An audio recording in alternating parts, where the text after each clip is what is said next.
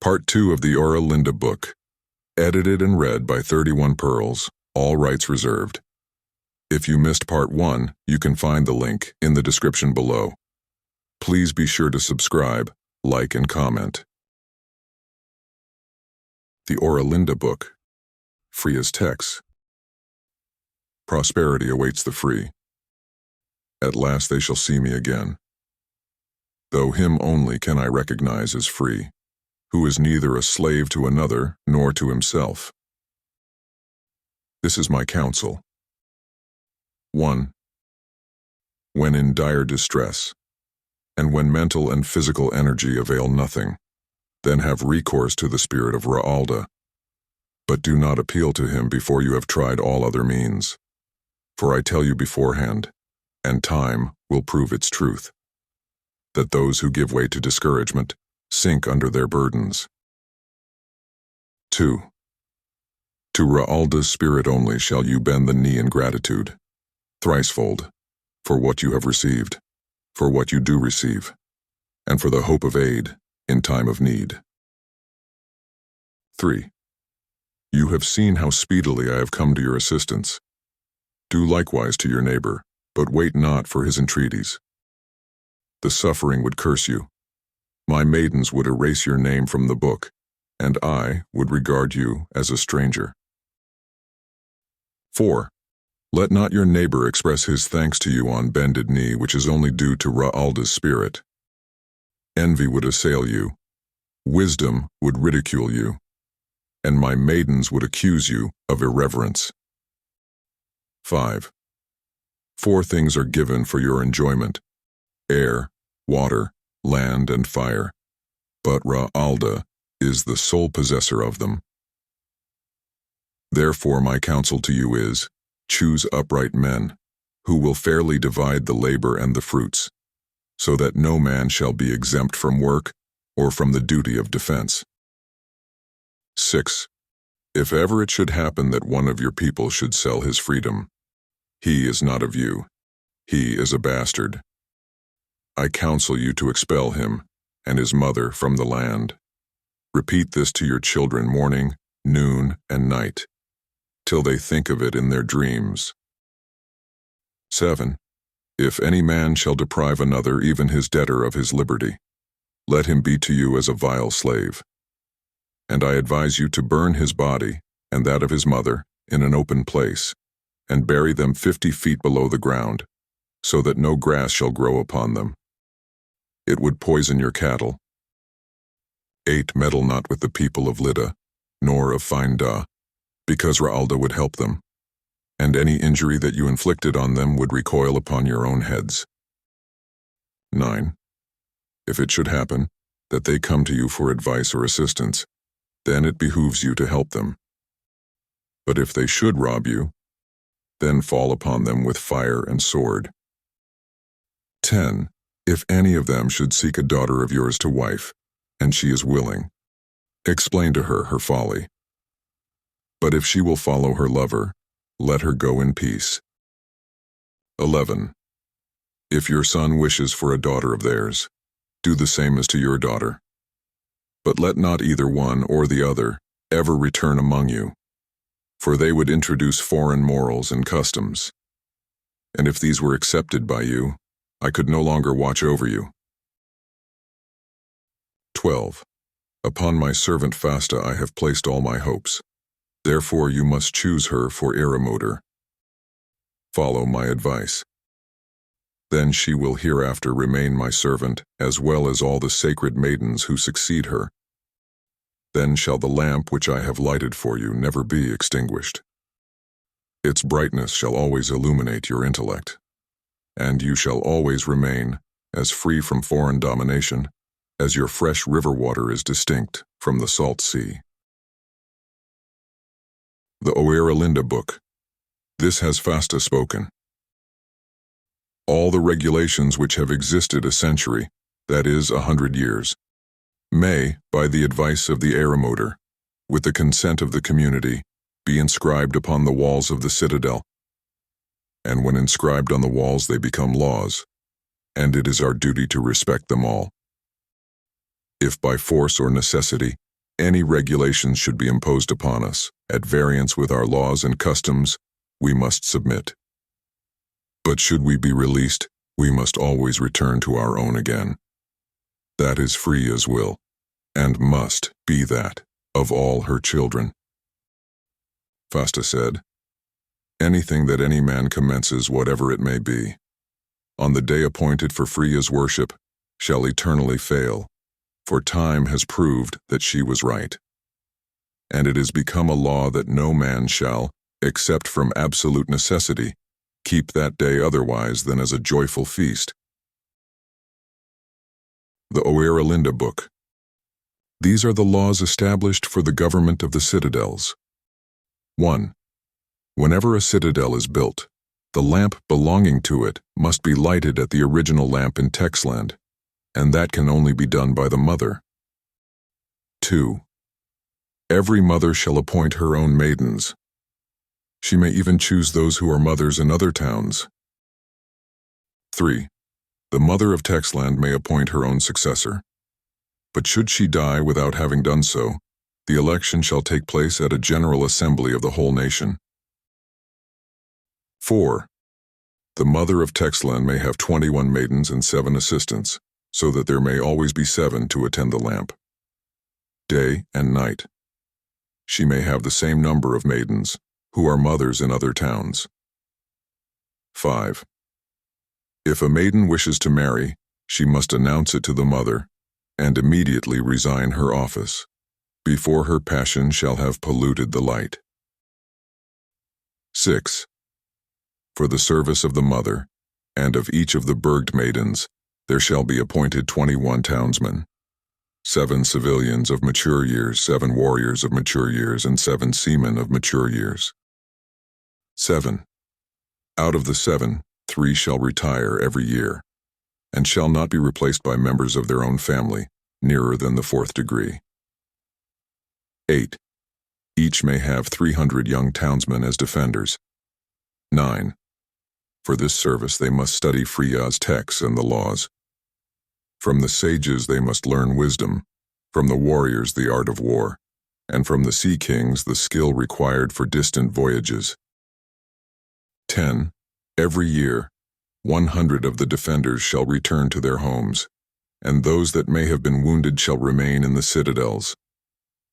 11. At the election of the defenders, no burgher or grevitman or other person of distinction shall vote, but only the people. 12. The mother at Texland shall have 3 times 7 active messengers, and 3 times 12 speedy horses. In the other citadels, each maiden shall have 3 messengers and 7 horses. 13. Every citadel shall have 50 agriculturists chosen by the people, but only those may be chosen who are not strong enough to go to war or to go to sea. 14. Every citadel must provide for its own sustenance, and must maintain its own defenses, and look after its share of the general contributions. 15. If a man is chosen to fill any office and refuses to serve, he can never become a burgher, nor have any vote, and if he is already a burgher, he shall cease to be so. 16. If any man wishes to consult the mother or a burged maid, he must apply to the secretary, who will take him to the burged master. He will then be examined by a surgeon, to see if he is in good health. If he is past, he shall lay aside his arms, and 7 warriors shall present him to the mother. 17. If the affair concerns only one district, he must bring forward not less than 3 witnesses, but if it affects the whole of Friesland, he must have 21 additional witnesses in order to guard against any deceptions. 18. Under all circumstances, the mother must take care that her children, that is, Frya's people, shall remain as temperate as possible. This is her most important duty, and it is the duty of all of us to help her in performing it. 19. If she is called upon to decide any judicial question between a grevitman and the community, she must incline towards the side of the community in order to maintain peace, and because it is better that one man should suffer than many. 20. If anyone comes to the mother for advice and she is prepared to give it, she must do it immediately. If she does not know what to advise, he must remain waiting 7 days. And if she then is unable to advise, he must go away without complaining. For it is better to have no advice at all than bad advice. 21. If a mother shall have given bad advice out of ill will, she must be killed, or driven out of the land, deprived of everything. 22. If her Bergthiren are accomplices, they are to be treated in a similar manner. 23. If her guilt is doubtful or only suspected, it must be considered and debated if necessary for 21 weeks. If half the votes are against her, she must be declared innocent. If 2/3 are against her, she must wait a whole year. If the votes are then the same, she must be considered guilty, but may not be put to death. 24. If any of the 1/3 who have voted for her wish to go away with her, they may depart with all their live and dead stock, and shall not be the less considered, since the majority may be wrong, as well as the minority. The Oera Book, Universal Law. 1. All freeborn men are equal, wherefore they must all have equal rights on sea and land, and on all that Realda has given. 2. Every man may seek the wife of his choice, and every woman may bestow her hand on him whom she loves. 3. When a man takes a wife, a house and yard must be given to him. If there is none, one must be built for him. 4. If he has taken a wife in another village, and wishes to remain, they must give him a house there, and likewise the free use of the common. 5. To every man must be given a piece of land behind his house. No man shall have land in front of his house, still less an enclosure, unless he has performed some public service. In such a case it may be given, and the youngest son may inherit it, but after him it returns to the community. 6. Every village shall possess a common for the general good, and the chief of the village shall take care that it is kept in good order, so that posterity shall find it uninjured. 7. Every village shall have a marketplace. All the rest of the land shall be for tillage and forest. No one shall fell trees without the consent of the community, or without the knowledge of the forester, for the forests are general property, and no man can appropriate them. 8. The market charges shall not exceed 1/12 of the value of the goods, either to natives or strangers. The portion taken for the charges shall not be sold before the other goods. 9. All the market receipts must be divided yearly into 100 parts, 3 days before the jewel day. 10. The grevitman and his council shall take 21 parts, the keeper of the market 10, and his assistants 5. The volksmotor 1, the midwife 4, the village 10, and the poor and infirm shall have 50 parts. 11. There shall be no usurers in the market. If any should come, it will be the duty of the maidens to make it known through the whole land, in order that such people may not be chosen for any office, because they are hard-hearted. For the sake of money they would betray everybody, the people, the mother, their nearest relations, and even their own selves. 12. If any man should attempt to sell diseased cattle or damaged goods for sound, the market keeper shall expel him, and the maidens shall proclaim him through the country. In early times almost all the Finns lived together in their native land, which was called Aldland, and is now submerged. They were thus far away, and we had no wars. When they were driven hitherwards, and appeared as robbers, then arose the necessity of defending ourselves, and we had armies, kings, and wars. For all this, there were established regulations. and out of the regulations came fixed laws. The Oera Book. Here follow the laws which were thus established. 1. Every Frisian must resist the assailants with such weapons as he can procure, invent, and use. 2. When a boy is 12 years old, he must devote 1 day in 7 to learning how to use his weapons. 3. As soon as he is perfect in the use of them, they are to be given to him, and he is to be admitted as a warrior. 4. After serving as a warrior 3 years, he may become a citizen and may have a vote in the election of the headman. 5.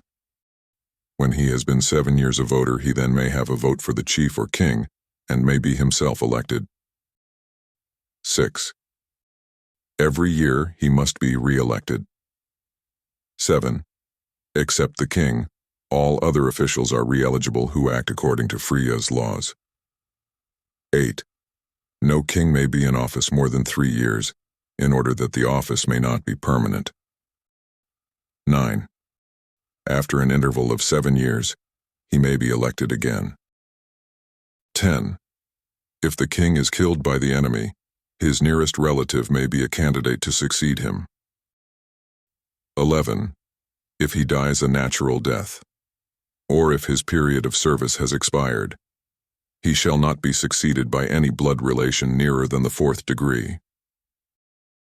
12. Those who fight with arms are not men of counsel. Therefore no king must bear arms. His wisdom must be his weapon, and the love of his warriors his shield. The Oera Book. These are the rights of the mothers and the kings. 1. If war breaks out, the mother sends her messengers to the king, who sends messengers to the grevetmen, to call the citizens to arms. 2. The grevetmen call all the citizens together and decide how many men shall be sent. 3.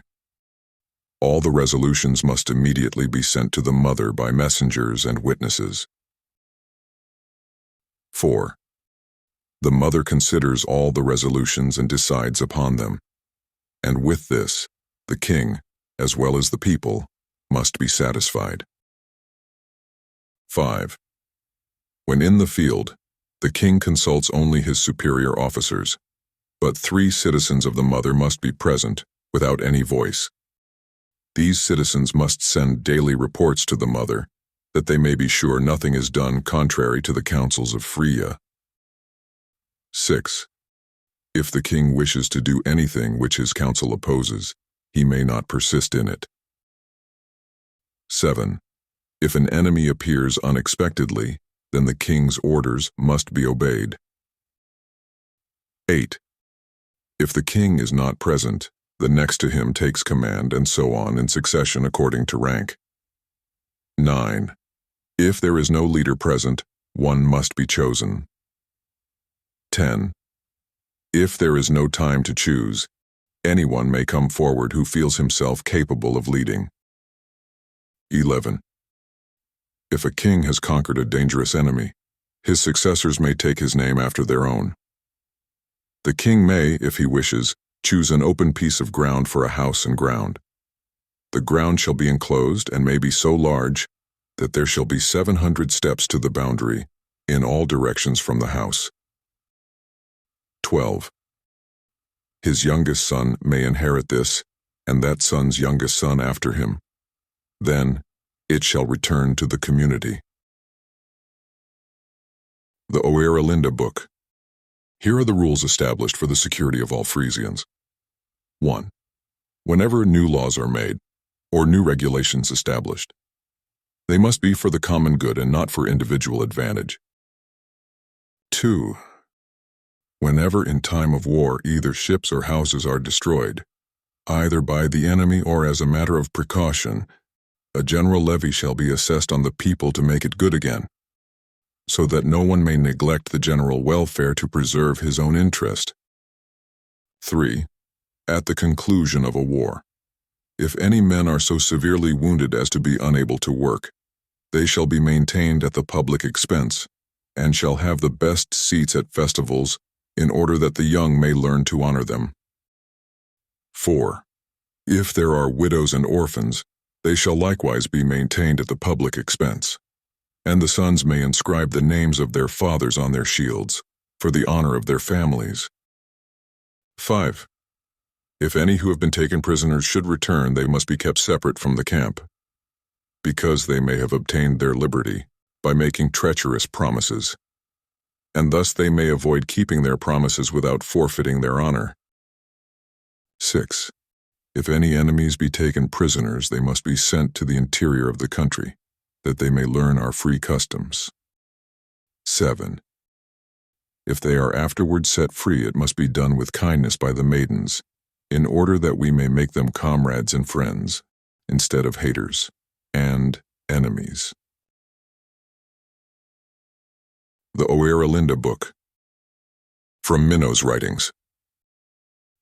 If anyone should be so wicked as to commit robbery, murder, arson, rape, or any other crime upon a neighboring state, and our people wish to inflict punishment, the culprit shall be put to death in the presence of the offended, in order that no war may arise, and the innocent suffer for the guilty. If the offended will spare his life and forego their revenge, it may be permitted. If the culprit should be a king, brevetman, or other person in authority, we must make good his fault, but he must be punished. If he bears on his shield the honorable name of his forefathers, his kinsmen shall no longer wear it, in order that every man may look after the conduct of his relatives. The Oera Book. Laws for the Navigators, those who make foreign voyages. 1. All Frya's sons have equal rights, and every stalwart youth may offer himself as a navigator to the older men, who may not refuse him as long as there is any vacancy. 2. The navigators may choose their own masters. 3. The traders must be chosen and named by the community to which they belong, and the navigators have no voice in their election. 4. If during a voyage it is found that the king is bad or incompetent, another may be put in his place, and on the return home he may make his complaint to the alderman. 5. If the fleet returns with profits, the sailors may divide 1/3 among themselves in the following manner: the king 12 portions, the admiral 7, the boatswains each 2 portions, the captains 3, and the rest of the crew each 1 part. The youngest boys each 1/3 of a portion, the second boys half a portion each, and the eldest boys 2/3 of a portion each. 6. If any have been disabled, they must be maintained at the public expense, and honored in the same way as the soldiers. 7. If any have died on the voyage, their nearest relatives inherit their portion. 8. Their widows and orphans must be maintained at the public expense, and if they were killed in a sea fight, their sons may bear the names of their fathers on their shields. 9. If a topsailman is lost, his heirs shall receive a whole portion. 10. If he was betrothed, his bride may claim 7 portions, in order to erect a monument to her bridegroom, but then she must remain a widow all her life. 11. If the community is fitting out a fleet, the purveyors must provide the best provisions for the voyage, and for the women and children. 12. If a sailor is worn out and poor, and has no house or patrimony, one must be given him. If he does not wish for a house, his friends may take him home, and the community must bear the expense, unless his friends decline to receive it. The Oera Book. Useful extracts from the writings left by Minno. Minno was an ancient sea king.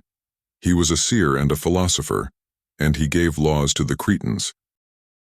He was born at Lindau Ord, and after all his wanderings he had the happiness to die at Lindahem. If our neighbors have a piece of land or water, which it would be advantageous for us to possess, it is proper that we should offer to buy it. If they refuse to sell it, we must let them keep it. This is Frya's text, and it would be unjust to act contrary to it. If any of our neighbors quarrel and fight about any matter except land, and they request us to arbitrate, our best course will be to decline. But if they insist upon it, it must be done honorably and justly. If anyone comes and says, "I am at war, you must help me," or another comes and says, "My son is an infant and incompetent, and I am old, so I wish you to be his guardian, and to take charge of my property until he is of age," it is proper to refuse, in order that we may not come into disputes about matters foreign to our free customs.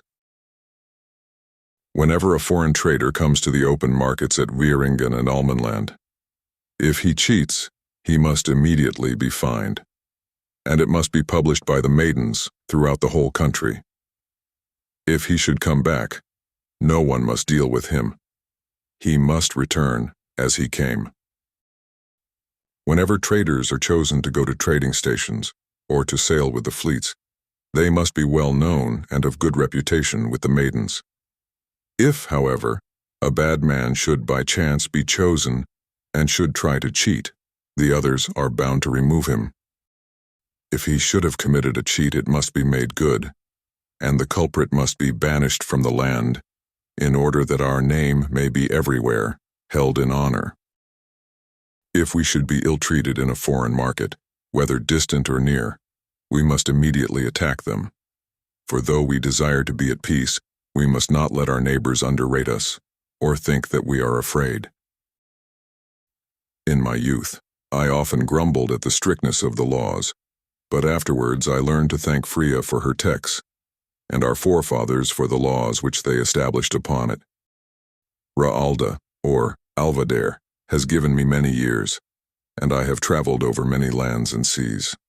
And after all that I have seen, I am convinced that we alone are chosen by Alvadare to have laws. Lida's people can neither make laws nor obey them. They are too stupid and uncivilized. Many are like Fasta. They are clever enough, but they are too rapacious, haughty, false, immoral, and bloodthirsty. The toad blows himself out, but he can only crawl. The frog cries, "Work, work," but he can do nothing but hop, and make himself ridiculous. The raven cries, "Spare, spare," but he steals and wastes everything that he gets into his beak. The people of Fasta are just like these. They say a great deal about making good laws, and everyone wishes to make regulations against misconduct, but does not wish to submit to them himself. Whoever is the most crafty crows over the others, and tries to make them submit to him, till another comes, who drives him off his perch. The word Eva is too sacred for common use. Therefore men have learned to say even. Eva means that sentiment which is implanted in the breast of every man, in order that he may know what is right and what is wrong, and by which he is able to judge his own deeds and those of others, that is, if he has been well and properly brought up. Eva has also another meaning, that is, tranquil, smooth, like water that is not stirred by a breath of wind. If the water is disturbed, it becomes troubled, uneven, but it always has a tendency to return to its tranquil condition. That is its nature. Just as the inclination towards justice and freedom exists in Frya's children, we derive this disposition from the spirit of our father Ra'alda, which speaks strongly in Frya's children, and will eternally remain so. Eternity is another symbol of Ra'alda, who remains always just and unchangeable. Eternal and unalterable are the signs, wisdom and rectitude, which must be sought after by all pious people, and must be possessed by all judges. If therefore it is desired to make laws and regulations which shall be permanent, they must be equal for all men. The judges must pronounce their decisions according to these laws. If any crime is committed, respecting which no law has been made, a general assembly of the people shall be called, where judgment shall be pronounced, in accordance with the inspiration of Ra-Alda's spirit. If we act thus, our judgment will never fail to be right. If instead of doing right, men will commit wrong, there will arise quarrels and differences among people and states. Thence arise civil wars, and everything is thrown into confusion and destroyed. And O foolish people, while you are injuring each other, the spiteful Finda's people with their false priests come and attack your ports, ravish your daughters, corrupt your morals, and at last throw the bonds of slavery over every free man's neck. The Oera Book, from Minno's writings. When Nihilenia, also called Nihilenia or Nehilenia, whose real name was Minerva, was well established, and the Krekelanders, which is Magna Graecia as well as Greece, loved her as well as our own people did, there came some princes and priests to her citadel, and asked Minerva where her possessions lay. Helenia answered, I carry my possessions in my own bosom. What I have inherited is the love of wisdom, justice, and freedom. If I lose these, I shall become as the least of your slaves. Now I give advice for nothing, but then I should sell it. The gentleman went away laughing and saying, Your humble servants, wise Helenia. But they missed their object, for the people took up this name as a name of honor. When they saw that their shot had missed, they began to calumniate her, and to say that she had bewitched the people. But our people and the good Krekelanders understood at once that it was calumny. She was once asked, If you are not a witch, what is the use of the eggs that you always carry with you? Minerva answered, These eggs are the symbols of Frya's counsels, in which our future and that of the whole human race lies concealed. Time will hatch them, and we must watch that no harm happens to them. The priests said, Well answered. But what is the use of the dog on your right hand? Helenia replied, Does not the shepherd have a sheepdog to keep his flock together? What the dog is to the shepherd, I am in Frya's service. I must watch over Frya's flocks. We understand that very well, said the priest, but tell us, what means the owl that always sits upon your head? Is that light-shunning animal a sign of your clear vision? No, answered Helenia. He reminds me that there are people on earth who, like him, have their homes in churches and holes, who go about in the twilight, not, like him, to deliver us from mice and other plagues, but to invent tricks to steal away the knowledge of other people, in order to take advantage of them, to make slaves of them and to suck their blood like leeches. Another time they came with a whole troop of people, when the plague was in the country, and said, We are all making offerings to the gods that they may take away the plague. Will you not help to turn away their anger? Or have you yourself brought the plague into the land with all your arts? No, said Minerva. I know no gods that do evil, therefore I cannot ask them to do better. I only know one good spirit, that is Ra-Alda's, and as he is good, he never does evil. Where then does evil come from? Asked the priests. All the evil comes from you, and from the stupidity of the people who let themselves be deceived by you. If then your God is so exceedingly good, why does he not turn away the bad? Asked the priests. Helenia answered, Frya has placed us here, and the carrier, that is time, must do the rest. For all calamities, there is counsel and remedy to be found, but Ra-Alda wills that we should search it out ourselves, in order that we may become strong and wise. If we will not do that, he leaves us to our own devices, in order that we may experience the results of wise or foolish conduct. Then a prince said, I should think it best to submit. Very possibly, answered Helenia, for then men would be like sheep, and you and the priests would take care of them, shearing them and leading them to the shambles.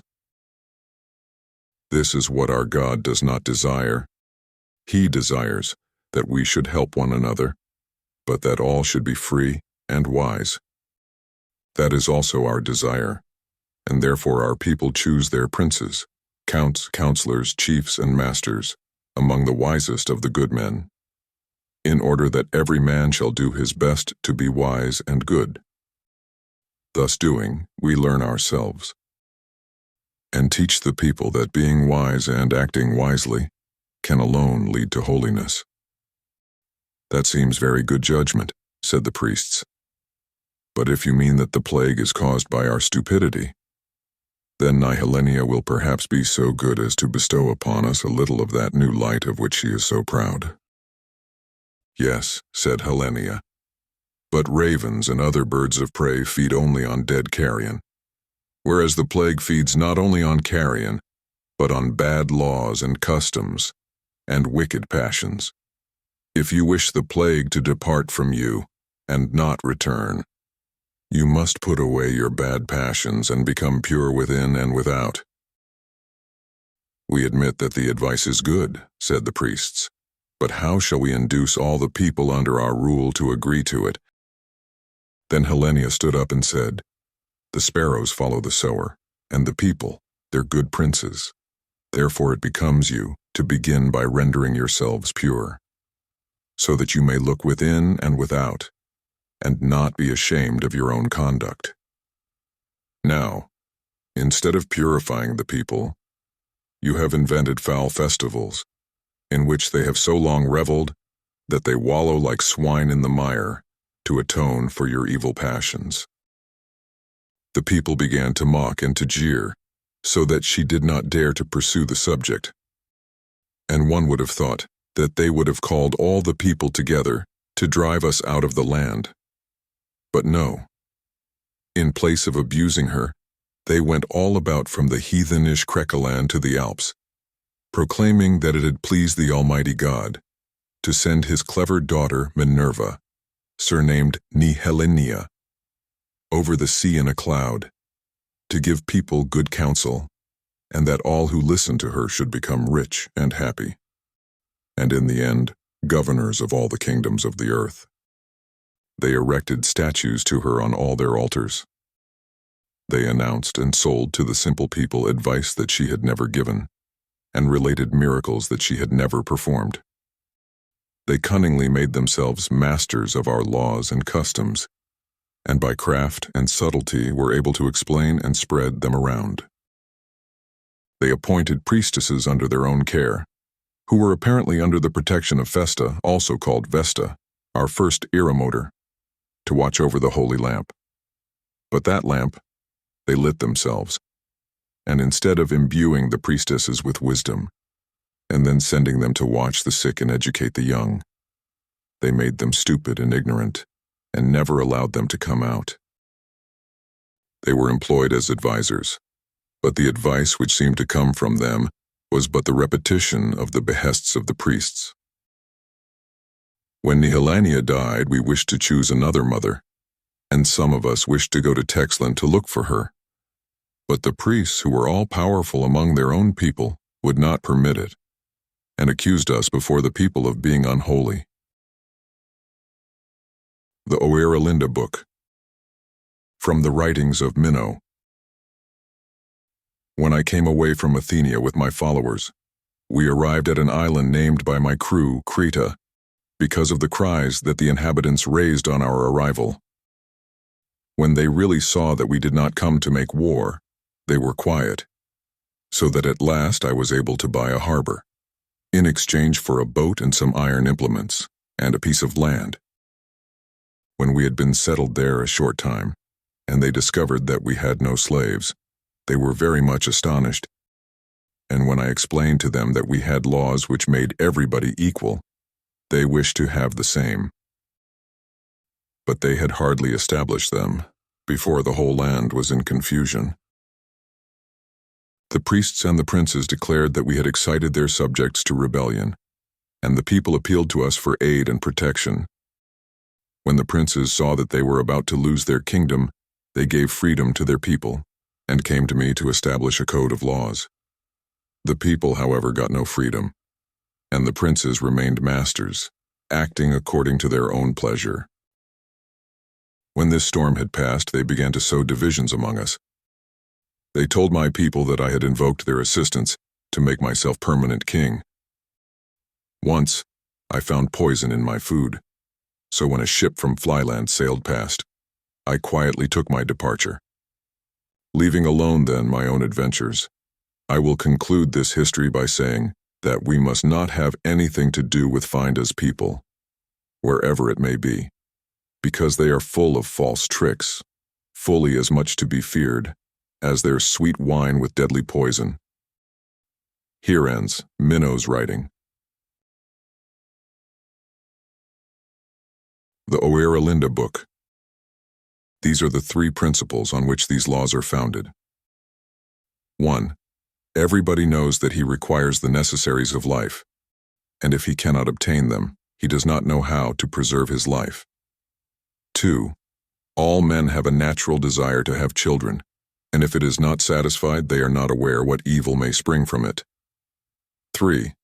Every man knows that he wishes to live free and undisturbed, and that others wish the same thing. To secure this, these laws and regulations are made. The people of Finda have also their rules and regulations, but these are not made according to what is just, only for the advantage of priests and princes. Therefore, their states are full of disputes and murder. 1. If any man falls into a state of destitution, his case must be brought before the count by the maidens, because a high-minded Frisian cannot bear to do that himself. 2. If any man becomes poor because he will not work, he must be sent out of the country, because the cowardly and lazy are troublesome and ill-disposed, therefore they ought to be got rid of. 3. Every young man ought to seek a bride, and to be married at 25. 4. If a young man is not married at 25, he must be driven from his home, and the younger men must avoid him. If then he will not marry, he must be declared dead and leave the country, so that he may not give offense. 5. If a man is impotent, he must openly declare that no one has anything to fear from him, then he may come or go where he likes. 6. If after that he commits any act of incontinence, then he must flee away. If he does not, he may be given over to the vengeance of those whom he has offended, and no one may aid him. 7. Anyone who commits a theft shall restore it 3-fold. For a second offense, he shall be sent to the tin mines. The person robbed may forgive him if he pleases, but for a third offense, no one shall protect him. The Oera book. These rules are made for angry people. 1. If a man in a passion or out of ill will breaks another's limb, or puts out an eye or a tooth, he must pay whatever the injured man demands. If he cannot pay, he must suffer the same injury as he has done to the other. If he refuses this, he must appeal to the Burgmajd in order to be sent to work in the iron or tin mines, until he has expiated his crime under the general law. 2. If a man is so wicked as to kill a Frisian, he must forfeit his own life. But if the Burgmajd can send him to the tin mines for his life before he is taken, she may do so. 3. If the prisoner can prove by proper witnesses that the death was accidental, he may go free. But if it happens a second time, he must go to the tin mines, in order to avoid any unseemly hatred or vengeance. The Oera book. These are the rules concerning bastards. 1. If any man sets fire to another's house, he is no Frisian. He is a bastard. If he is caught in the act, he must be thrown into the fire, and wherever he may flee, he shall never be secure from the avenging justice. 2. No true Frisian shall speak ill of the faults of his neighbors. If any man injures himself but does no harm to others, he must be his own judge. But if he becomes so bad that he is dangerous to others, they must bring it before the count. But if instead of going to the count, a man accuses another behind his back, he must be put on the pillory in the marketplace, and then sent out of the country, but not to the tin mines, because even there, a backbiter is to be feared. 3. If any man should prove a traitor and show to our enemies the paths leading to our places of refuge or creep into them by night, he must be the offspring of Fasta. He must be burnt. The sailors must take his mother and all his relations to a desolate island, and there scatter his ashes in order that no poisonous herbs may spring from them. The maidens must curse his name in all the states, in order that no child may be called by his name, and that his ancestors may repudiate him. War had come to an end, but famine came in its place.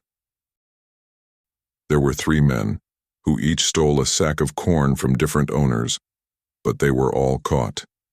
The first owner brought his thief to the judge, and the maiden said everywhere that he had done right. The second owner took the corn away from his thief and let him go in peace.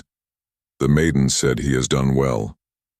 The third owner went to the thief's house, and when he saw what misery was there, he went and brought a wagon load of necessaries to relieve their distress. Frya's maidens came around him and wrote his deed in the eternal book and wiped out all his sins. This was reported to the Hereunder, and she had it made known over the whole country. The Oera book. What is written hereunder is inscribed on the walls of Waraburgt. What appears at the top is the signs of the jewel, that is the first symbol of Ra-alda, also of the origin or beginning, from which time is derived. This is the croter, which must always go round with the jewel. According to this model, Frya formed the set hand, which she used to write her texts. When Fasts was Hereunder, she made a running hand out of it. The Witkoning, that is the Sea King Godfrey the Old, made separate numbers for the set hand and for the runic hand. It is therefore not too much that we celebrate it once a year. We may be eternally thankful to Ra-alda that he allowed his spirit to exercise such an influence over our forefathers. In her time, Fasta also invented a mode of writing, but that was so high-flown and full of flourishes that her descendants have soon lost the meaning of it. Afterwards they learned our writing, that is, the Finns, the Theriers, and the Krekelanders, but they did not know that it was taken from the jewel, and must therefore always be written round like the sun. Furthermore, they wished that their writing should be illegible by other people, because they always had matters to conceal. In doing this, they acted very unwisely, because their children could only, with great difficulty, read the writings of their predecessors, whereas our most ancient writings are as easy to read as those that were written yesterday. The Oera book. This stands inscribed upon all citadels. Before the bad time came, our country was the most beautiful in the world. The sun rose higher, and there was seldom frost. The trees and shrubs produced various fruits, which are now lost. In the fields we had not only barley, oats, and rye, but wheat which shone like gold, and which could be baked in the sun's rays. The years were not counted, for one was as happy as another. On one side we were bounded by Ra-alda's sea, on which no one but us might or could sail. On the other side we were hedged in by the broad Twiskland, also called Tuschenland, Deutschland, Germany, through which the Fasta people dared not come, on account of the thick forests and the wild beasts. Eastward, our boundary went to the extremity of the East Sea, and westward to the Mediterranean Sea, so that besides the small rivers, We had 12 large rivers given us by Hereunder to keep our land moist, and to show our seafaring men the way to his sea. The banks of these rivers were at one time entirely inhabited by our people, as well as the banks of the Rhine, from one end to the other. Opposite Denmark and Jutland, we had colonies and a Burgtmagd. Thence we obtained copper and iron, as well as tar and pitch and some other necessaries. Opposite to us we had Britain, formerly Westland, with her tin mines. Britain was the land of the exiles, who with the help of their Burgtmagd had gone away to save their lives. But in order that they might not come back, they were tattooed with a bee on the forehead. The banished with a red dye, the other criminals with blue. Moreover, our sailors and merchants had many factories among the distant Krekelanders, and in Lydia. In Lydia, now called Libya, the people are black. As our country was so great and extensive, we had many different names. Those who were settled to the east of Denmark were called Jutland, because often they did nothing else than look for amber, Jutland, on the shore. Those who lived in the islands were called Letten, because they lived an isolated life. All those who lived between Denmark and the Sandval, now the Scheldt, were called Stuurleden, pilots, zeekampers, naval men, and Angelaren, fishermen. The Angelaren were men who fished in the sea, and were so named because they used lines and hooks instead of nets. From there to the nearest part of Krekeland, the inhabitants were called Kadamers, because they never went to sea, but remained ashore. Those who were settled in the higher marches, bounded by Twisklanden, Germany, were called Saxmannen, because they were always armed against the wild beasts and the savage Britons. Besides these, we had the names Landzaten, natives of the land, Marzaten, natives of the fens, and Wood, or Houtzaten, natives of the woods. The Oera book. How the bad time came. During the whole summer, the sun had been hid behind the clouds, as if unwilling to look upon the earth. There was perpetual calm, and the damp mist hung like a wet sail over the houses and the marshes. The air was heavy and oppressive, and in men's hearts was neither joy nor cheerfulness. In the midst of this stillness the earth began to tremble as if she was dying. The mountains opened to vomit forth fire and flames. Some sank into the bosom of the earth, and in other places, mountains rose out of the plain. Aldland, called by the seafaring people Atland, or Atlantis, disappeared, and the wild waves rose so high over hill and dale that everything was buried in the sea. Many people were swallowed up by the earth, and others, who had escaped the fire, perished in the water. It was not only in Finda's land that the earth vomited fire, but also in Twiskland, Germany. Whole forests were burned one after the other, and when the wind blew from that quarter, our land was covered with ashes. Rivers changed their course, and at their mouths new islands were formed of sand and drift. During 3 years this continued, but at length it ceased, and forest became visible. Many countries were submerged, and in other places land rose above the sea, and the wood was destroyed through the half of Twiskland. Troops of Finda's people came and settled in the empty places. Our dispersed people were exterminated or made slaves. Then watchfulness was doubly impressed upon us, and time taught us that union is force. The Oera book. This is inscribed on the Waraburgt by the Aldegamude.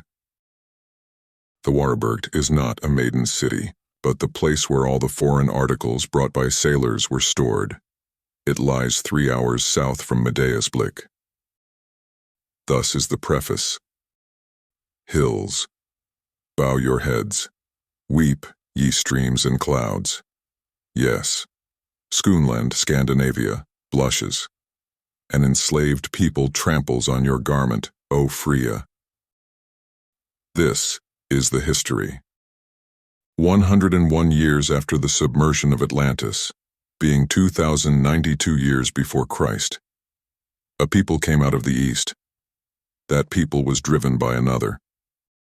Behind us, in Twiskland, they fell into disputes, divided into two parties, and each went its own way. Of the one no account has come to us, but the other came in the back of our schoonland, called Schoonland by some, which was thinly inhabited, particularly the upper part. Therefore they were able to take possession of it without contest, and as they did no other harm, we would not make war about it. Now that we have learned to know them, we will describe their customs, and after that, how matters went between us. They were not wild people like most of Findus race, but, like the Egyptians, they have priests and also statues in their churches. The priests are the only rulers. They call themselves Magyars, and their headman, Maggai. He is high priest and king in one. The rest of the people are of no account and in subjection to them. This people have not even a name, but we call them Finns, because although all the festivals are melancholy and bloody, they are so formal that we are inferior to them in that respect. But still they are not to be envied, because they are slaves to their priests and still more to their creeds. They believe that evil spirits abound everywhere, and enter into men and beasts. But of Ra'alda's spirit, they know nothing. They have weapons of stone, the Magyars of copper. The Magyars affirm that they can exorcise and recall the evil spirits, and this frightens the people, so that you never see a cheerful face. When they were well established, the Magyars sought our friendship. They praised our language and customs, our cattle and iron weapons, which they would willingly have exchanged for their gold and silver ornaments, and they always kept their people within their own boundaries, and that outwitted our watchfulness. 80 years afterwards, just at the time of the Jewel Feast, they overran our country like a snowstorm driven by the wind. All who could not flee away were killed. Frya was appealed to, but the Schoonlanders, the Scandinavians, had neglected her advice. Then all the forces were assembled, and 3 hours from Waraburgt they were withstood, but war continued. Kat, or Katarine, was the name of the priestess who was Burgtmagd of Waraburgt. Kat was proud and haughty, and would neither seek counsel nor aid from the mother. But when the Bergthiren knew this, they themselves sent messengers to Texland, to the Hereunder. Minno, this was the name of the mother, summoned all the sailors and the young men from Oostflyland and Denmark. From this expedition the history of Woden sprang, which is inscribed on the Citadels, and is here copied. At Aldegamude there lived an old sea king whose name was Sterik, and whose deeds were famous. This old fellow had 3 nephews. Woden, the eldest, lived at Lumkamakia, near the Emude, in Oostflyland, with his parents. He had once commanded troops. Tunis and Inca were naval warriors, and were just then staying with their father at Aldegamude. When the young warriors had assembled together, they chose Woden to be their leader or king, and the naval force chose Tunis for their sea king, and Inca for their admiral. The navy then sailed to Denmark, where they took on board Woden and his valiant host. The wind was fair, so they arrived immediately in Schoonland. When the northern brothers met together, Woden divided his powerful army into 3 bodies. Frya was their war cry, and they drove back the Finns and Magyars like children. When the Maggai heard how his forces had been utterly defeated, he sent messengers with truncheon and crown who said to Woden, "O Almighty King, we are guilty. But all that we have done was done from necessity. You think that we attacked your brothers out of ill will, but we were driven out by our enemies who are still at our heels.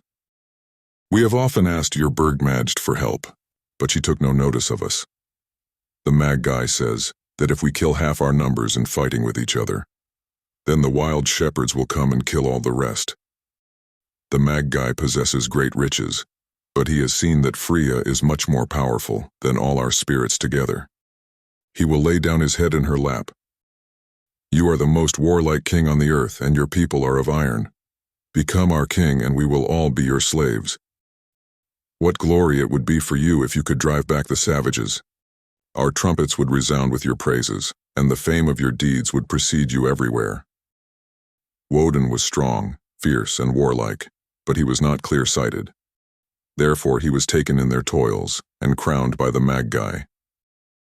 Very many of the sailors and soldiers to whom this proceeding was displeasing went away secretly, taking Cat with them. But Cat, who did not wish to appear before either the mother or the general assembly, jumped overboard. Then a storm arose and drove the ships upon the banks of Denmark, with the total destruction of their crews. This strait was afterwards called the Kattegat. When Woden was crowned, he attacked the savages, who were all horsemen, and fell upon Woden's troops like a hailstorm. But like a whirlwind, they were turned back, and did not dare to appear again. When Woden returned, Magi gave him his daughter to wife, whereupon he was incensed with herbs, but they were magic herbs, and by degrees he became so audacious that he dared to disavow and ridicule the spirits of Frya and Hereunder, while he bent his free head before the false and deceitful images. His reign lasted 7 years, and then he disappeared. The Magi said that he was taken up by their gods, and still reigned over us, but our people laughed at what they said. When Woden had disappeared some time, disputes arose. We wished to choose another king, but the Magi would not permit it. He asserted that it was his right given him by his idols.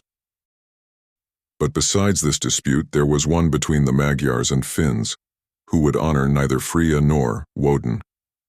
But the Magi did just as he pleased, because his daughter had a son by Woden, and he would have it that this son was of high descent. While all were disputing and quarreling, he crowned the boy as king, and set up himself as guardian and counselor. Those who cared more for themselves than for justice let him work his own way, but the good men took their departure. Many Magyars fled back with their troops, and the sea people took ship, accompanied by a body of stalwart Finns as rowers. Next comes upon the stage the history of Neef Tunis and Neef Inca.